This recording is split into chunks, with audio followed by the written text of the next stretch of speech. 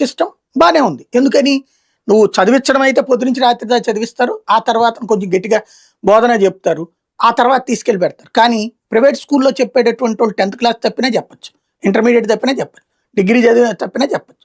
అక్కడ వచ్చేటప్పుడు గవర్నమెంట్ స్కూల్లో బీఈడి గ్రాడ్యుయేట్, డిఎస్సి పూర్తయిన వాళ్ళు, ఓన్లీ అర్హత సాధించి, అది కూడా లక్షల మందితో పోటీపడి అర్హత సాధించిన వాళ్ళు మాత్రమే చెప్తారు అక్కడ స్కూళ్ళలో. ఇక్కడ ఎవరైనా చెప్పచ్చు, నువ్వైనా నేనైనా చెప్పచ్చు ప్రైవేట్ కాన్వెంట్స్లో. ఇది నడిచింది ఆ రోజుల్లో. ఆ తర్వాత ఆ ఎడ్యుకేషన్ని చంద్రబాబు గారు వచ్చాక మెరుగైన విద్యను అందించడం కోసం కార్పొరేట్ విద్యను తీసుకొచ్చారు. ఈ కార్పొరేట్ విద్య ఎవరికి బిగిన్ అయింది? కేవలం ధనవంతులు. ఆ రోజుల్లో ఎవరైతే పొలాలు ఉన్నోళ్ళు, ఆస్తులు ఉన్నోళ్ళు అమ్ముకుని ఇందులో చదివి అయితే మాత్రమే అవుతుంది అన్నట్టు.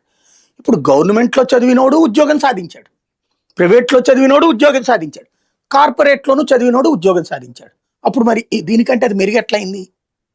ఇవాళ ఇన్ని కార్పొరేట్ విద్యా సంస్థలు చదివిన వాళ్ళలో ఒకసారి లిస్ట్ తీయమనండి.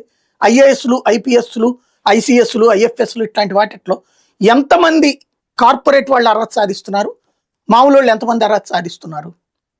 పోటీ పరీక్షలు తీయమనండి లిస్టు ఒక్కసారి, దమ్ముంటే ఏ రాజకీయ నాయకుడైనా సరే. ఇదే చంద్రబాబు గారిని లెక్క తీసి చెప్పమనండి.